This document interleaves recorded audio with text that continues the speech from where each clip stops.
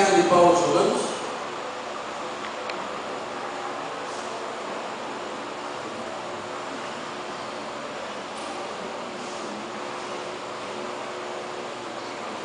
capítulo 8,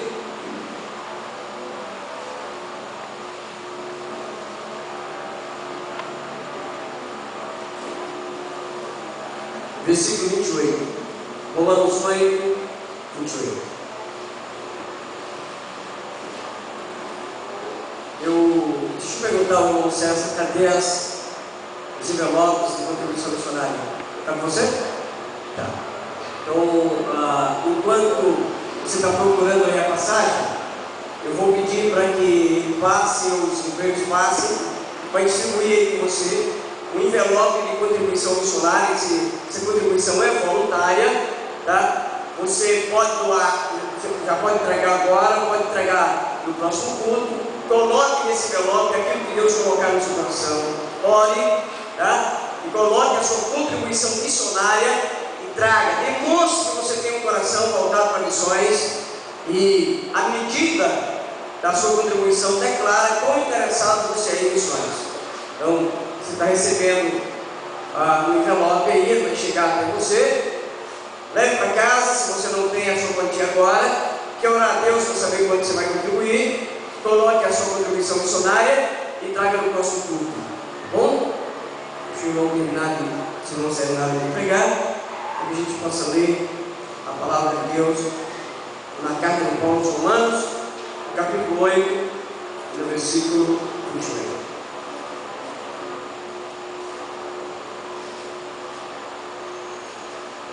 Aleluia. O texto diz assim: sabemos que todas as coisas cooperam para o bem daqueles que amam a Deus, daqueles que são chamados segundo o seu propósito. Deixa eu ler mais uma vez. Sabemos que todas as coisas cooperam para o bem daqueles que amam a Deus, daqueles que são chamados segundo o seu propósito. Vamos orar. Senhor Deus do universo, Deus Todo-Poderoso, que tem controle sobre todas as coisas, nós pedimos ao Senhor essa noite que, por causa da sua misericórdia, por causa da sua palavra, do seu nome, por causa do Senhor mesmo, o Senhor nos faça entender a sua palavra e o Senhor ministre ao nosso coração. Oramos que o Senhor use a minha vida, apesar de mim, e glorifique o seu nome, trazendo entendimento, trazendo sabedoria a cada um de nós, firmando em nós a tua palavra e nos convencendo do que é o certo, nos fazendo praticá-la. Eu oro em nome de Jesus, Deus, que o Senhor lembre que a palavra é sua, que o povo é seu, que a fé é sua, que o Espírito é seu, nós somos seus, a igreja é sua, tudo pertence ao Senhor, o nome é seu. Então nós oramos, Deus, por causa de ti mesmo. Fala conosco, em nome do teu Filho Jesus. Amém. Podem sentar, irmãos.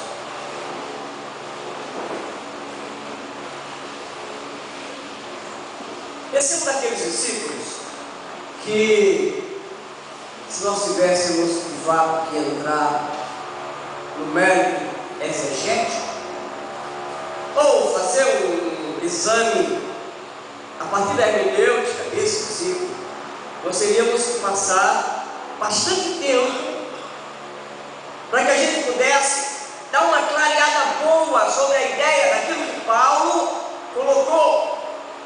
O que ele quis dizer? Primeiro, porque o versículo não está sem contexto, o versículo tem um contexto. Segundo, porque o versículo tem algumas coisas colocadas que precisam ser vistas no conjunto e separadas. O que elas significam no conjunto e a força de cada palavra em separado. Depois, porque o entendimento, ainda que você compreenda tudo, ele nos leva para questionamentos. Isso nos faz então perceber a necessidade de um estudo profundo a respeito desse versículo. Ao estudá-lo, para trazer esta noite para vocês, eu imaginei que eu deveria dividir esse versículo em duas partes, para que nós tivéssemos então um estudo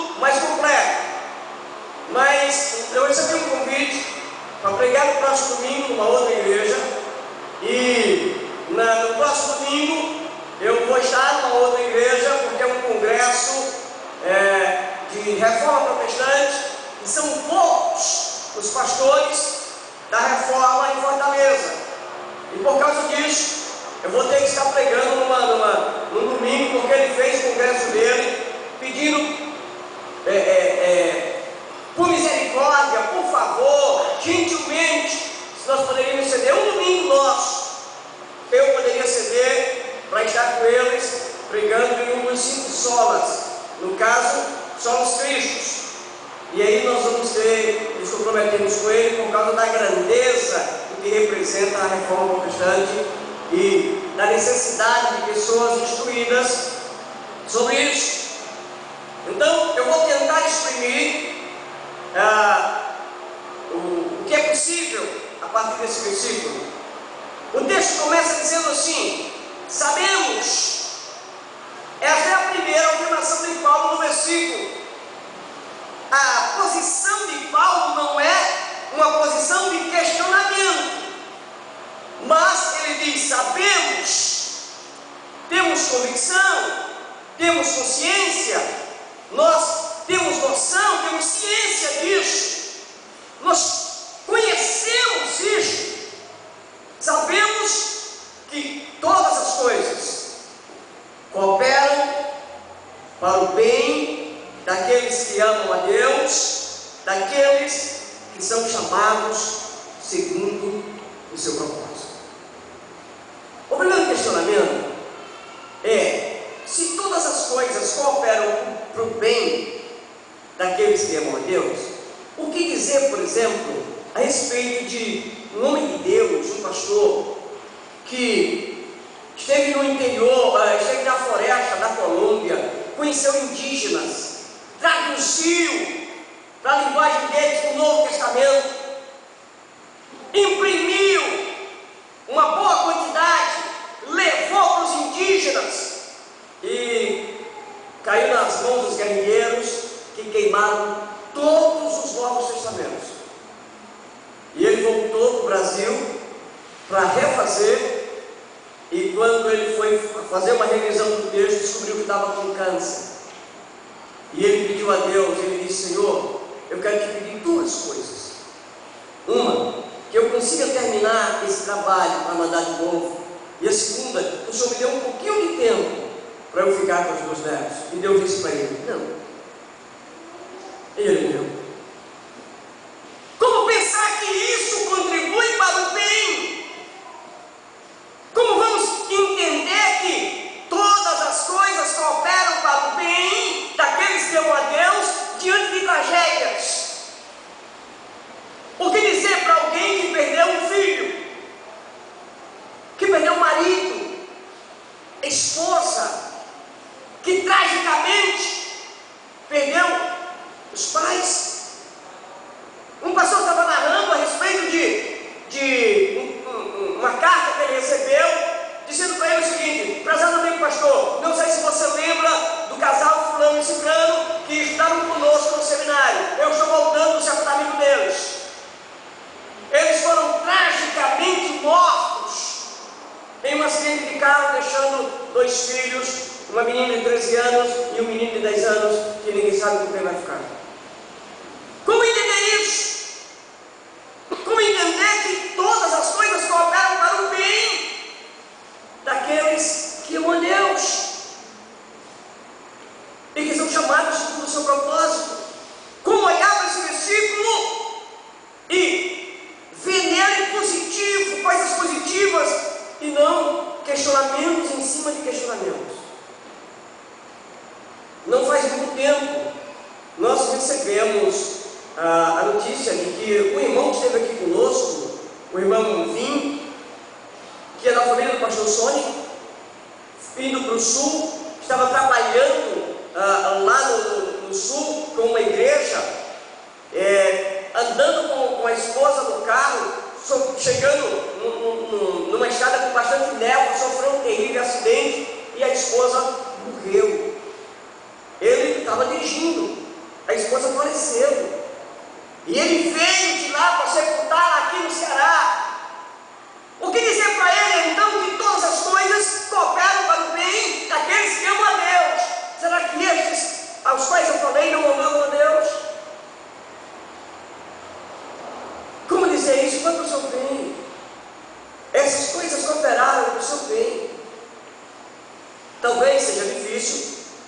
primeiro momento, você olhar a estrutura do versículo e absorver como sendo Deus falando com você, como sendo uma palavra de Deus no seu coração ao ler o versículo, principalmente começando com a palavra de Paulo. Nós sabemos, o nós está como sujeito oculto, mas essa é a colocação. Nós sabemos que todas as coisas, e quando ele coloca todas as coisas, ele está falando.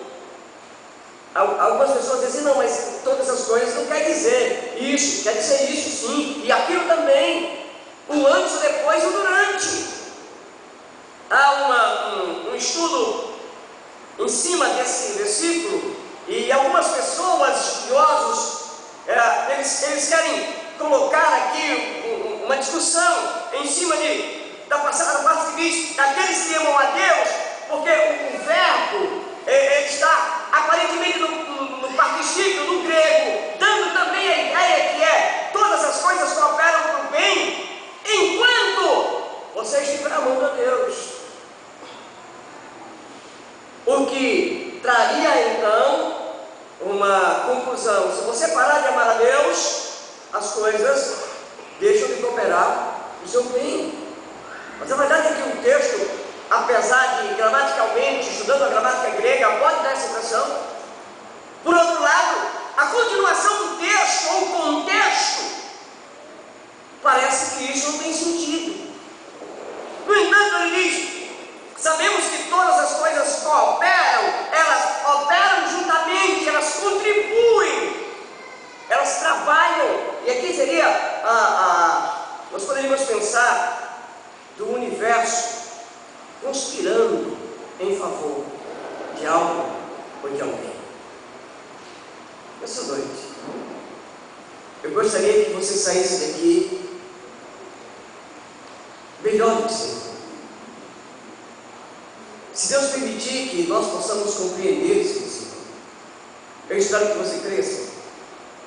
Eu espero que Deus aumente o seu conhecimento e que edifique a sua fé. E eu espero sinceramente que, ao estudar esse versículo, você possa entender os propósitos de Deus. Então, examinemos de novo, leiamos de novo o versículo que diz: sabemos que todas as coisas cooperam.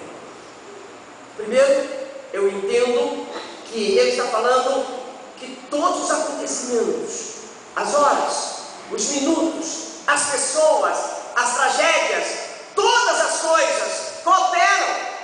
Depois você fala. Todas as coisas cooperam, tudo vai cooperar, tudo pode cooperar com você. Então ele diz que cooperam para o bem. Isto quer dizer que o universo vai conspirar para que aconteça na sua vida o bem. Mas o que é o bem? Essa seria a pergunta. O que é o bem? Depois, quem são aqueles que amam a Deus e que são chamados segundo o propósito do Senhor? Nós temos questionamentos se elas cooperam para o bem. O que é o bem? A primeira pergunta é: se há um bem, elas cooperam para esse bem. Agora, o bem segundo quem? O que é o bem para você? Nós podemos pensar, por exemplo, que bem para nós seria estarmos confortavelmente financeiramente, felicidade, saúde em casa, tudo acontecendo em paz. O contexto é de um homem, Paulo, que vai contar a história, que tem passado por situações difíceis, que ele sofreu perseguição dos seus próprios patrícios, que ele sofreu na margem do mar, que ele apanhou, que ele foi perseguido, que ele é um homem que termina a sua história sendo morto no próprio Império Romano. Ele se usufruiu de algumas coisas. Aparentemente a vida de Paulo foi uma vida difícil, em que constantemente ele estava buscando a pregação da palavra de Deus, mas constantemente estava sofrendo ameaças, constantemente em perigos, constantemente em desconforto. cooperam para o bem. Como é que a gente vai examinar esse versículo? Que ele coopera para o bem, quando nós percebemos tantas tragédias acontecendo dentro da igreja cristã, a experiência cristã, mostrando pessoas que sofreram problemas graves, como por exemplo, os cristãos que estão sendo mortos pelo El, publicamente. Antes a gente tinha notícias, agora passa na televisão, o Jornal Nacional exibe o vídeo do Estado Islâmico e os homens que foram mortos e que foram levados pelos seus carrascos. Qualquer pessoa tem acesso pela internet ao vídeo. Qualquer pessoa tem acesso ao vídeo de cristãos sendo decapitados, sendo queimados vivos. Então, o que esse bem? De que coisa ele está falando? Como uma pessoa que perdeu o pai, que perdeu a mãe, um adolescente, um pré-adolescente que ficou sem os pais, porque os pais estavam pregando a palavra e foram brutalmente mortos, podem dizer que isso é bem para elas. Aí você vai ter que examinar as Escrituras. E ao examinar, você vai perceber, por exemplo, Atos, no capítulo 1, você vai encontrar Jesus Cristo dizendo, no versículo 8, que eles vão receber poder para vir, para que eles testemunhem em Jerusalém, Judéia, Samaria e até os confins da terra. Eles deveriam testemunhar, pregar por todo canto, mas eles não foram. No capítulo 2, eles ainda estavam pregando em Jerusalém. No capítulo 3, eles ainda estavam em Jerusalém. No capítulo 7, até o capítulo 7, eles ainda estão pregando em Jerusalém. 1, 2, 3, 4, 5, 6, até o capítulo 7, ainda continuam em Jerusalém. Aí Estevão é morto, é apedrejado, é assassinado. Depois de Jesus é o primeiro mártir da igreja, brutalmente assassinado, apedrejado, sem ter cometido nada. O que aconteceu? Levantou-se uma grande perseguição para a igreja. E o que acontece depois disso? A igreja se espalha e começa a pregar nos vários lugares do mundo.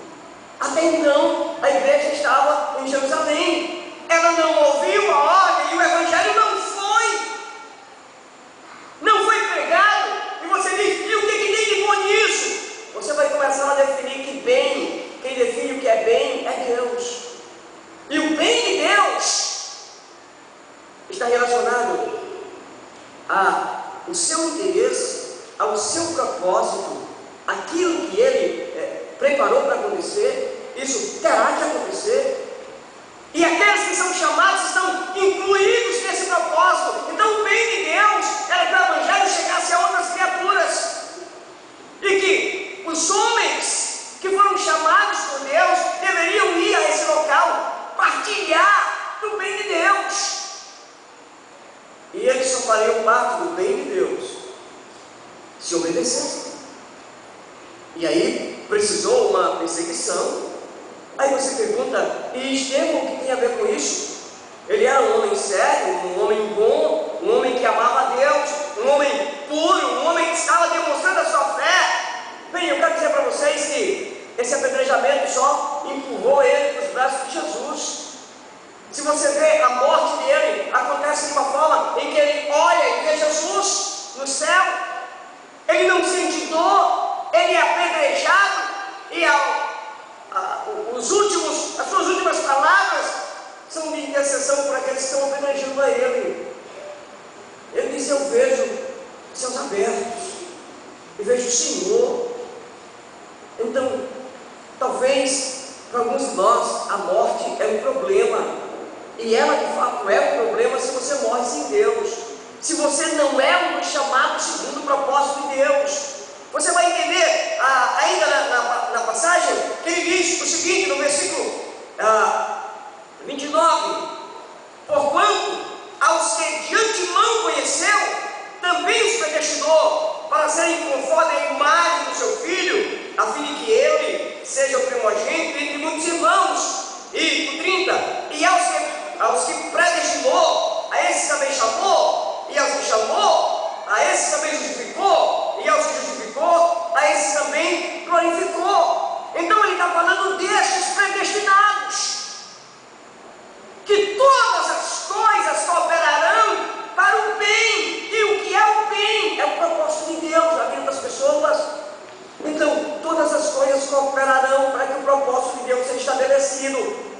os predestinados.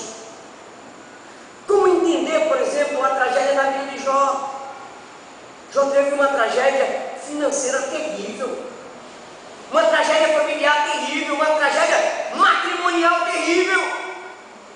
Como entender que Jó perdeu todos os filhos, toda a riqueza, teve problema com a esposa, perdeu os amigos, foi posto em xeque com a sociedade, um homem que cria, um homem que acreditava em Deus, que era conhecido pela sua fé, e porque ele se portava segundo o testemunho de Deus.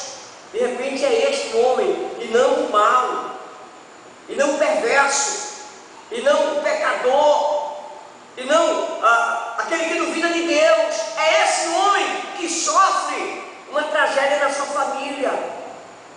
É esse homem que passa por consequências difíceis. E esse homem é o homem que depois de tudo se levanta, e Deus transforma a vida dele, também Deus consola o seu coração. E Deus traz uma coisa que somente aqueles que são chamados segundo o propósito de Deus vão poder experimentar, que é perceber que estão andando segundo de fato o propósito de Deus, e que todas as coisas cooperam para o bem segundo Deus. Uma outra coisa que nós observamos é que quando ele diz no versículo 28, sabemos que todas as coisas cooperam para o bem daqueles que amam a Deus. Aqui nós temos um caso que precisa ser levado em conta. Essas coisas se cumprirão em favor dos que amam a Deus. Isto é, Deus tem propósito eterno com aqueles que o amam. Se você é alguém que ama a Deus de fato, em qualquer situação, e você vai entender isso na continuação da palavra, você não precisa se preocupar muito com as coisas que vão acontecer, porque a Bíblia diz a teu respeito que até os teus cabelos Deus contou. Deus sabe o número deles. Mas Deus não está falando isso para os ímpios. Deus está falando para aqueles que estão na ordem do propósito. São aqueles que amam a Deus. É interessante que quando você vai olhar, eu não tenho como fazer isso numa escala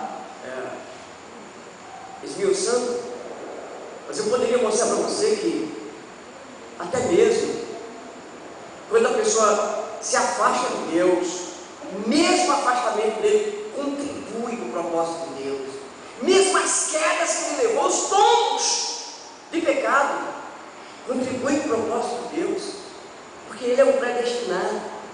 E nós vamos perceber na continuação que o propósito de Deus está além do que nós podemos imaginar, e que cabe a nós amarmos a Deus e servirmos ao Senhor no seu propósito, não no nosso propósito.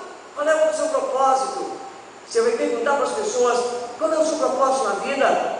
Qual é o propósito da sua vida? Você vive para quê? Você sonha com o quê? Queridos, desculpe a forma como eu vou colocar agora, mas eu imagino que aqueles que são de fato,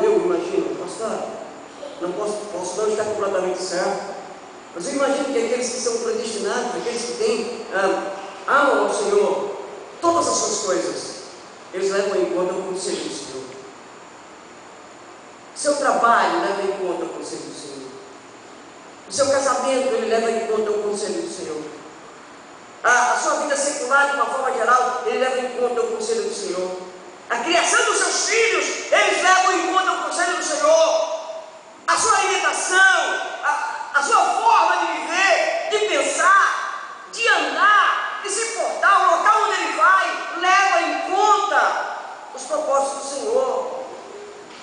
É difícil quando você começa a conversar com alguém que de fato ama a Deus e você não suporta e ele coloca Deus em tudo. É difícil para o ímpio ou para o crente que ainda não entendeu isso, ou talvez não ame a Deus tanto assim e não suporta que em tudo seja colocado a mão de Deus, que a pessoa esteja lembrando de Deus em tudo, coloque Deus em tudo. Bem, primeiro vamos perceber uma coisa: Deus trabalha fala em cima de projetos eternos. O versículo 29 e o versículo 30 diz: porquanto aos que de antemão conheceu, também os predestinou para serem conforme a imagem do seu Filho, a fim de que ele seja primogênito entre muitos irmãos. E aos que predestinou, a esse também chamou, e aos que chamou, a esse também justificou, e aos que justificou, a esse também glorificou. Preste atenção, que algumas dessas coisas não aconteceu ainda. Por exemplo, quem foi glorificado? Não aconteceu, mas Paulo fala, ele glorificou. Antes de você nascer, de eu nascer, ou de qualquer predestinado nascer, ele já foi predestinado. Então Deus chamou, e nós estamos cumprindo a carreira para amá-lo e servi-lo segundo o propósito dele. Mas ele fala de alguma coisa que começou na eternidade e que terminará na eternidade. Não é algo que comece aqui e termine aqui. Não é algo que você possa imaginar, na verdade, que os seus pensamentos, e Deus fala sobre isso, os nossos pensamentos não são os pensamentos de Deus. Claro que não podem ser, porque Deus tem pensamentos eternos. A direção dele em relação a nós é algo eterno, é algo grande, é algo maior do que nós podemos imaginar, é superior ao que cabe dentro de nós. Então, os propósitos do Senhor são propósitos eternos, que começam na eternidade e continua na eternidade. Nós sabemos que a glorificação só acontecerá, só ocorrerá no futuro, embora ele seja colocado no passado, porque é certo. Algumas coisas são colocadas assim, porque elas não têm perigo de errar, não depende de circunstâncias, não depende de nada. Se vai chover, se vai fazer sol, se tem terremoto, tufão, tsunami, elas ocorrerão. Propósitos eternos ocorrerão. Deus determinou que seria assim, antes que o primeiro homem fosse formado, antes que a terra fosse formada, antes que ele criasse o primeiro anjo. Ele determinou no seu conselho que pessoas nasceriam, seriam predestinadas, e essas pessoas seguiriam um propósito, e elas seriam justificadas. Então, essa é uma declaração ousada do apóstolo Paulo, falar a respeito de que as pessoas já foram justificadas, levando em conta que algumas tragédias podem ajudar na obra de Deus. No livro de Gênesis, no capítulo 50, no versículo 20, nós temos um homem que sofre uma tragédia terrível, e ele só percebe que isso é propósito de Deus quando o tempo passa. O nome desse moço é José.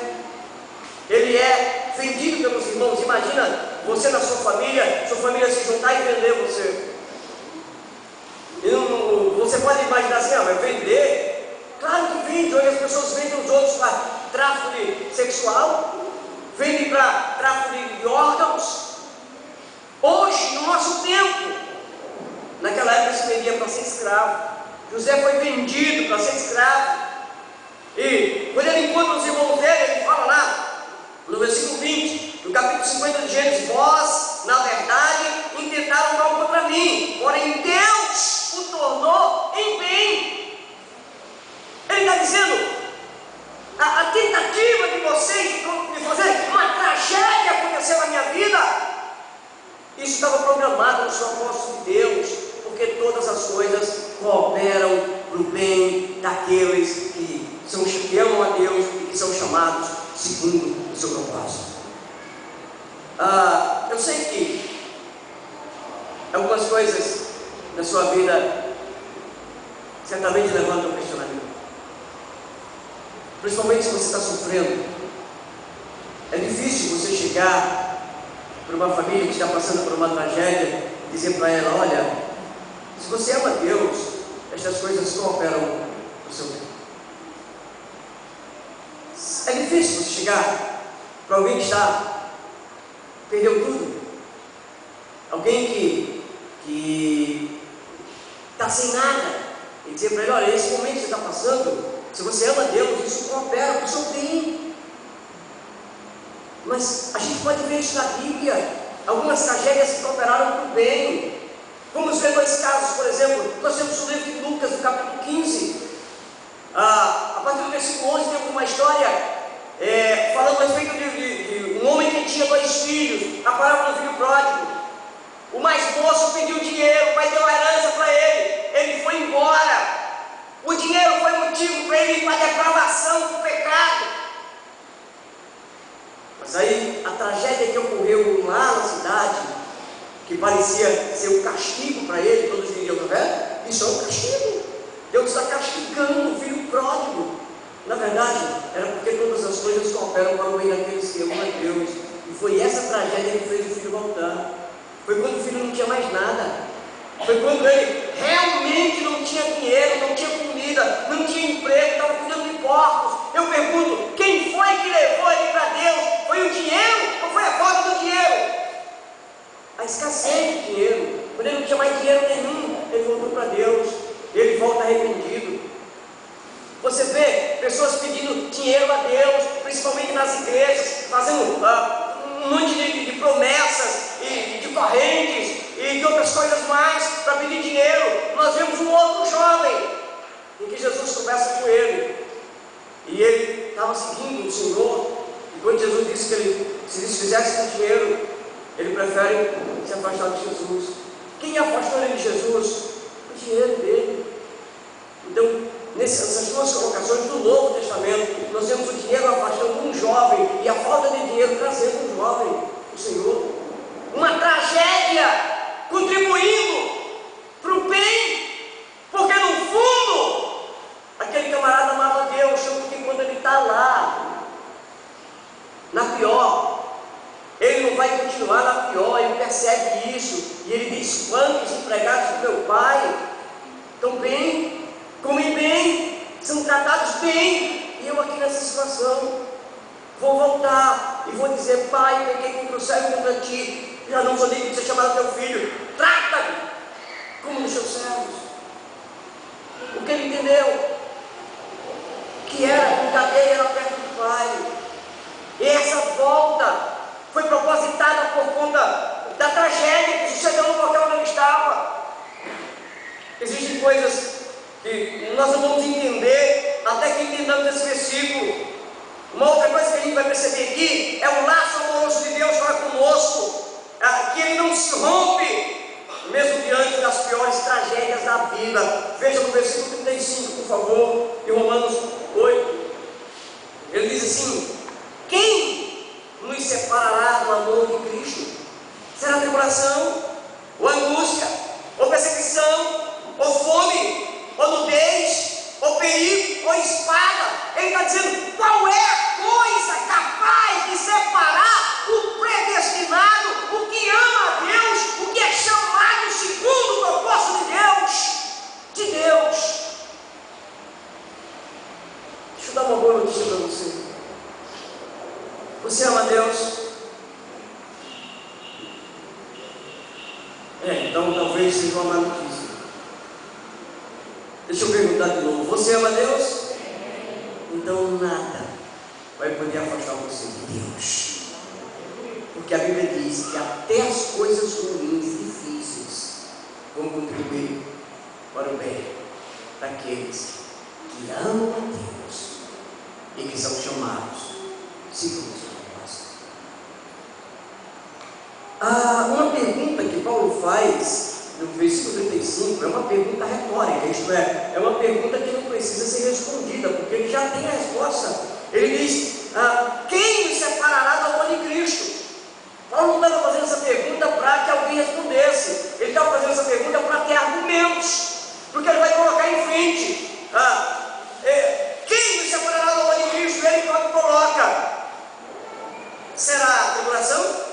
Em outras palavras, a tribulação seria capaz de separar o homem de Cristo? Seria angústia? Seria perseguição? Seria fome? Nudez? Perigo? Ou espada? Então, Paulo está enfatizando que essas coisas que ele está respondendo a primeira pergunta como a segunda pergunta, seriam estas coisas capazes de nos separar do amor de Cristo. Irmãos, durante todo esse tempo que pastoreado o que eu visto muitas pessoas virem à igreja. E enquanto elas percebem a benéfica de Deus batendo na sua porta, enquanto elas percebem que Deus está trazendo a saúde e a prosperidade, elas servem a Deus. Elas vêm ao culto, elas dão dízimo, elas oram e até leem a Bíblia. Mas quando as adversidades batem na porta delas, quantas pessoas já maldisseram o nome do Senhor, já falaram mal de Deus e da sua palavra, e abandonaram a igreja, e saíram amaldiçoando os próprios crentes, simplesmente porque elas não conseguiram o que era o propósito dela e não o propósito de Deus. Quantas pessoas que casaram da forma errada, contradizendo tudo que Deus dizia que era para fazer, eles fizeram de forma contrária, depois o casamento se quebrou, e elas queriam que Deus desse um jeito no casamento, e como não era propósito de Deus esse casamento, Deus não deu um jeito nesse casamento, e elas não disseram Deus. A Heloísa mais que ninguém sabe de quantas pessoas de outras igrejas têm ligado para mim durante a minha trajetória de pastor. Eu já fui atender uma juíza, já fui atender advogado, já fui atender médico, já fui atender pessoas da polícia, já fui atender pessoas de todas as classes sociais.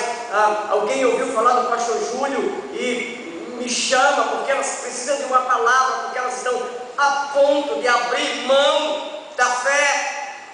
Só que a maioria dessas pessoas com quem eu vou falar, elas já abriram mão da fé.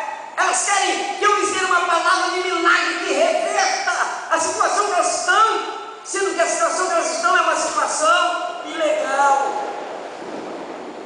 Uma mulher queria que Deus trouxesse o marido a qualquer custo, mas o marido não era dela, era o marido de outra.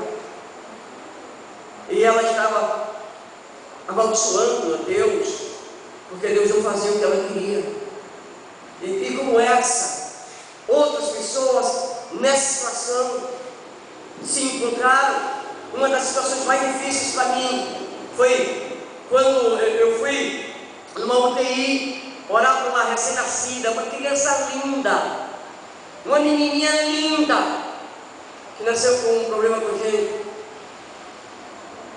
E o médico não identificou imediatamente. Se tivesse identificado, muito provavelmente teria sido curada, mas não identificou e passou um tempo. E então a bebezinha estava na UTI e o irmão deu o meu telefone para o pai da criança. O pai da criança me pediu para ir na UTI. Ele chegou lá e ele pediu às pessoas, pediu os médicos e enfermeiros que esvaziassem a UTI para que eu orasse por essa criança.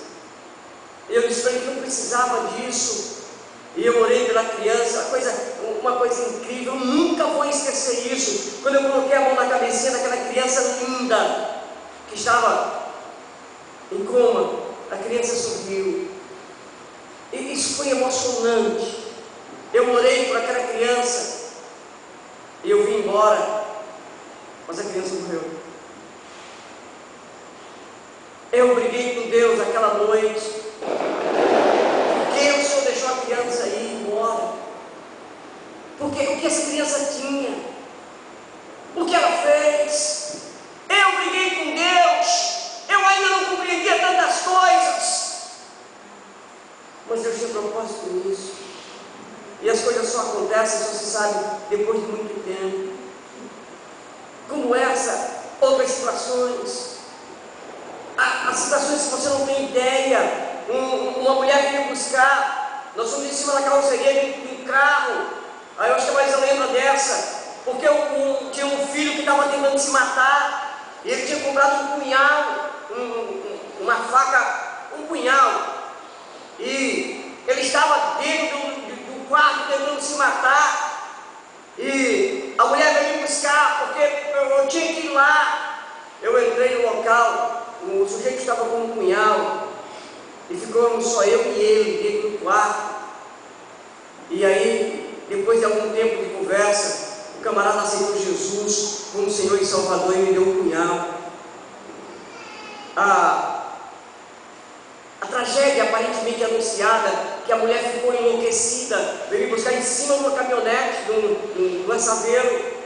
transformou em algo diferente por causa dos propósitos de Deus. Mas da mesma forma que vai para o bem, Deus pode fazer como fez com Jó. O que precisamos entender é que maiores do que os nossos propósitos é o propósito de Deus. E o que é bem é o que Deus define como sendo bem. E se nós amamos a Deus, precisamos amar todo o controle de Deus sobre a nossa vida, a nossa finança, a nossa família, sobre tudo que nós temos. Precisamos entender isso. Mesmo que isso passe por agonias de doença incurável de familiar, pelo fato da angústia de ter sido rejeitado, ou sei lá, qualquer que seja as circunstâncias que você passar, extremamente difícil. Há momentos que nós achamos que Deus esqueceu de nós. De novo, eu já pastoreio há muitos anos. São muitos anos à frente da igreja. E foram muitas as circunstâncias que eu me encontrei. Algumas delas eu pensei que Deus tinha me abandonado. Eu pensei que Deus não se importava mais comigo. Essa é uma situação terrível. Quando você ora e parece que o céu está fechado. Parece que Deus não ouve ou retarda a resposta. Você não sabe qual é a resposta de Deus. Você está passando por uma angústia profunda. E quando você se encontra nessa situação, você questiona: será que de fato Deus me ama? Será que de fato eu tenho alguma importância para Deus? Porque a gente já jejuou, a gente já clamou, já chorou, já botou o rosto no pó, já andou dia e noite chorando. Houve dias da minha vida que eu não revelei nem para a Heloísa e nem para ninguém, em que eu andava dentro do carro chorando, embaçava os meus olhos de tanto choro, soluçava de chorar. Eu agradecia por um sinal enquanto eu estava dirigindo. E nessa época meu carro não tinha ar-condicionado, então eu fechava os vidros para que ninguém visse ou ouvisse os meus soluços de angústia dentro do carro. E eu pensava: será que Deus não me ouve? Será que Deus não me responde? E é lendo a Bíblia, entendendo o amor de Deus, que a gente encontra passagens lindas como essa. Em Isaías 49, versículo 14 e versículo 15, está escrito assim: mas Sião disse: o Senhor me desamparou, o Senhor se esqueceu de mim. Pode a mãe esquecer-se do filho que ainda mama, de modo que não se compadeça do filho do seu ventre? Mas ainda que esta se esquecesse, eu todavia não me esquecerei de ti. A continuação diz: porque tu estás gravado na palma da minha mão. Deus não esquece dos seus filhos nunca. Nunca.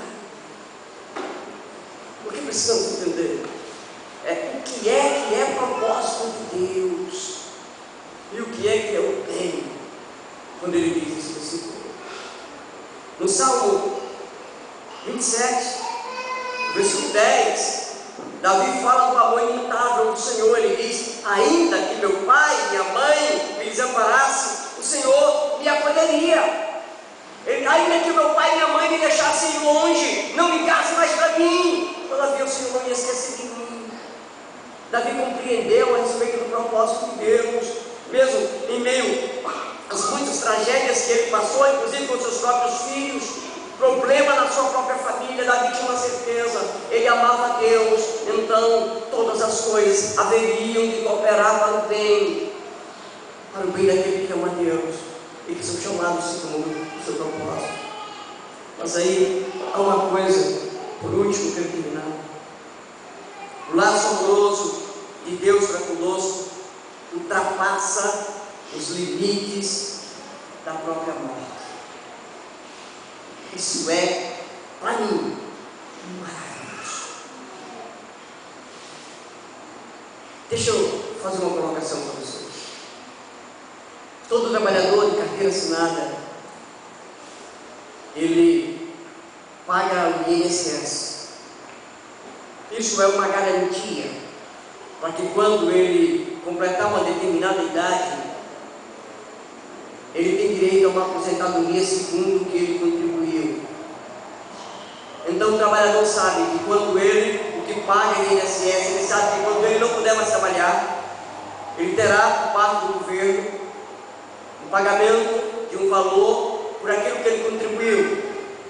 E ele está despreocupado até certo ponto, embora todas as pessoas querem sempre mais do que vão receber, sempre esperam mais, mas esse trabalhador sabe que na época da sua aposentadoria ele pode parar de trabalhar, porque ele tem como receber um dinheiro de que ele pagou.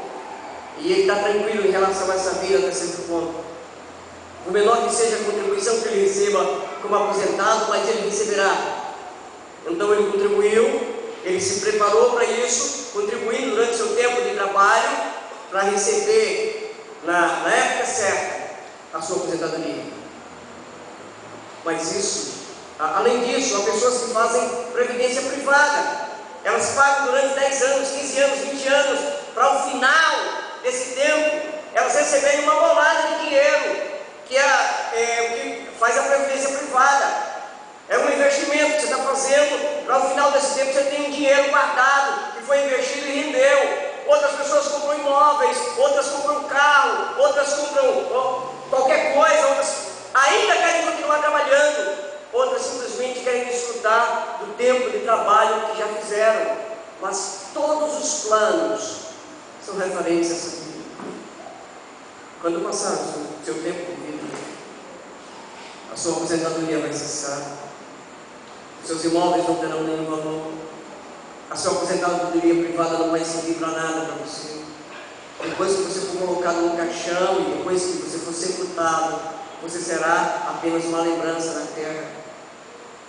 E se você não ama a Deus e não está incluído no propósito de Deus, tudo que você fez, que você preparou e o tempo que você gastou vai se resumir a nada para você.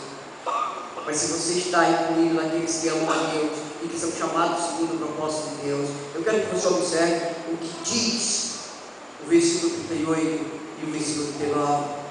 Ele diz assim: porque eu estou bem certo de que nem morte, nem vida, nem anjos, nem principado, nem coisas do presente, nem do porvir, nem os poderes, nem altura, nem profundidade, nem qualquer outra criatura poderá me separar do amor de Deus que está em Cristo Jesus, nosso Senhor. Ele está dizendo: nem que eu morra ou que eu viva, que o diabo apareça, que qualquer pessoa se meta no meio, eu continuarei no amor de Deus. Ele me levará para o reino do seu amor. Nada poderá me separar do amor de Deus que está em Cristo Jesus, nosso Senhor. Se você de fato está naquilo que nós falamos no versículo 28, que diz, Romanos 8, 28, sabemos que todas as coisas cooperam para o bem daqueles que amam a Deus e que são chamados segundo o seu propósito. A pergunta inicial é a pergunta final: você ama Deus? Você que está me ouvindo agora, você ama Deus? Você que está me vendo pela internet, por qualquer outro meio, você ama Deus? Funciona na sua vida uma resposta positiva para essa pergunta? O seu amor por Deus é indiferente, independente das circunstâncias? Mesmo em meio a grandes perdas, grande angústia, a Bíblia diz que Jó se levantou das cinzas e adorou a Deus. É difícil. Se você amar a Deus, Você vai entender que em qualquer momento, se chover ou se fizer sol, se faltar energia ou se não faltar, se tiver dinheiro ou não tiver dinheiro, se tiver pão ou não tiver, se faltar água, qualquer coisa que aconteça no universo, o universo está conspirando para o seu bem, se você ama a Deus. Se esta noite você diz, e você ainda não experimentou o que é o amor de Deus, o amar a Deus, e ser amado por esse sentimento precioso que nos envolve e nos blinda, a ponto de, mesmo quando caímos em pecado, se amamos a Deus, isso terá sido, de certa forma, propósito para o nosso próprio bem, para entendermos mais de Deus, para nos humilharmos mais à presença de Deus. Tragédias terá sido o nosso próprio bem. Há algum tempo foi difícil para mim pensar como um ladrão chegou na minha casa, entrou na minha casa, botou um revólver na minha cabeça e tomou meu carro. Foi difícil. Eu paguei honestamente o carro, não teve nenhuma maracutaia, não foi nenhuma coisa errada para que alguém entrasse na minha casa, colocasse o revólver na minha cabeça e me tomasse o carro. Isso gerou em mim problemas. Eu fiquei assustado. Eu passei a ter medo, porque eu não tinha medo. Eu passei a ter medo de chegar na minha casa. Eu não queria muito entrar em casa. Ainda hoje eu entro rápido e eu saio rápido de casa. Mas era muito difícil. Toda vez que eu ia abrir o cadeado eu sentia medo. Toda vez que eu ia sair na rua eu estava assustado. Qualquer coisa que passasse do lado me dava um susto. Mas ao ler esse versículo e contemplar ele, eu preciso entender que há um propósito de Deus preparado para o meu bem, e que Deus, de alguma forma, com todas as forças que agem no universo, conspira para o bem da minha vida. Se você veio essa noite nesse lugar porque você está passando por problema, por dificuldade, esse foi um instrumento de Deus para o seu bem, para trazer você. Foi um instrumento de Deus. Foi a dor, foi a doença, foi a angústia, foi a falta de recursos. Esses foram os propósitos, os instrumentos de Deus para satisfazer os propósitos. É você agora. Se você ainda não ama Deus, talvez você nunca tenha entregue a sua vida de fato a Deus. Talvez Ele não seja o Senhor da sua vida. E esse é o momento de você entregar a sua vida a Jesus, para que Ele seja o Senhor e Salvador da sua vida. Se você está aqui na igreja, ou você está vivendo um momento difícil, você precisa entregar a sua vida a Jesus, se arrepender dos seus pecados. E se você quer fazer, a hora é esta, e o lugar é esse que você está. Curva a sua cabeça. Peça perdão a Deus pelo tipo de vida que você tem tido. Peça a Jesus para entrar no seu coração. Peça a Ele para ser o Senhor e Salvador da sua vida.